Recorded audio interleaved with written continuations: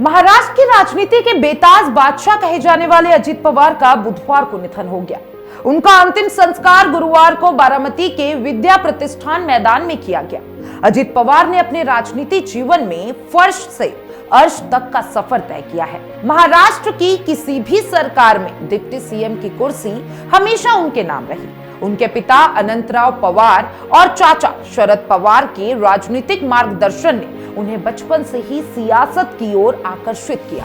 बचपन से ही राजनीतिक माहौल में रहने के कारण उन्होंने अपने चाचा की उंगली पकड़कर राजनीति की बारीकियां सीखी। साल 1982 में अजित पवार ने राजनीति में कदम रखा, जब वे सहकारी चीनी मिल के बोर्ड में चुने गए।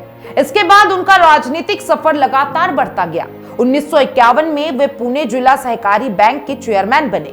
उसी साल अजित पवार पहली बार बारामती से सांसद चुने गए। हालांकि उन्होंने बाद में ये सीट अपने चाचा शरद पवार के लिए खाली कर दी। 1993 में उन्होंने पहली बार महाराष्ट्र विधानसभा चुनाव लड़ा और इसके बाद कभी हार नहीं मानी। वे लगातार 8 बार विधायक चुने गए। कांग्रेस के टिकट पर 1993 और 1995 के चुनाव में जीत दर्ज करने के बाद उन्होंने एनसीपी में अपनी चुनावी किस्मत आजमाई और 1999, 2004, 2009, 2014, 2019 और 2024 में विधायक भी बने।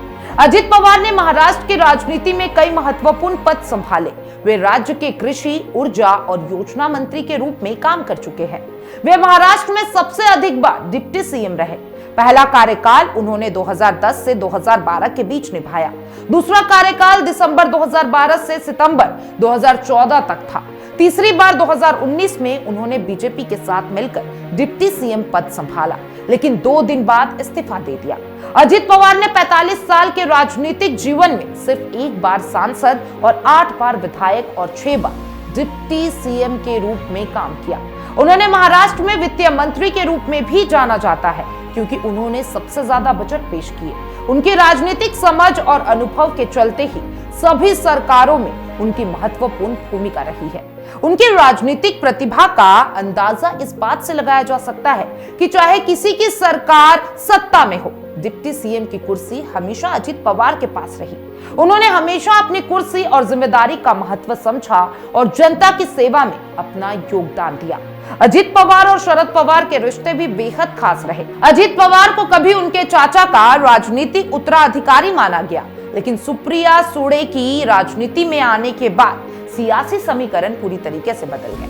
2023 में अजित पवार ने अपने 40 विधायकों के साथ एनसीपी से अलग होकर महायुति गठबंधन में शामिल होकर नया राजनीतिक कदम उठाया। इस कदम ने राजनीतिक और पारिवारिक दोनों स्तर पर हलचल पैदा कर दी। अजित पवार का निधन एक राजनीतिक और सामाजिक शून्य छोड़ गया है। महाराष्ट्र की जनता, उनके समर्थक और राजनीतिक साथी उनके निधन पर गहरे शोक में है। उनके बिना अब यह देखना चुनौतीपूर्ण होगा कि एनसीपी और पवार परिवार की राजनीति में अगला कदम कौन उठाएगा। अजित पवार का जीवन कड़ी मेहनत, सियासी सूझबूझ और जनता के प्रति समर्पण का उदाहरण है। उन्होंने कभी सत्ता की लालच से झूठ या छल का रास्ता नहीं अपनाया। उनका व्यक्तित्व इतना प्रभावशाली था कि महाराष्ट्र की राजनीति में उनका नाम हमेशा याद रखा जाएगा। उनके निधन से महाराष्ट्र की राजनीति में नई चुनौतियां और अवसर पैदा हुए हैं। अब देखना होगा कि उनके जाने के बाद एनसीपी और पवार परिवार की राजनीति स्थिरता कितनी बनी रहती है।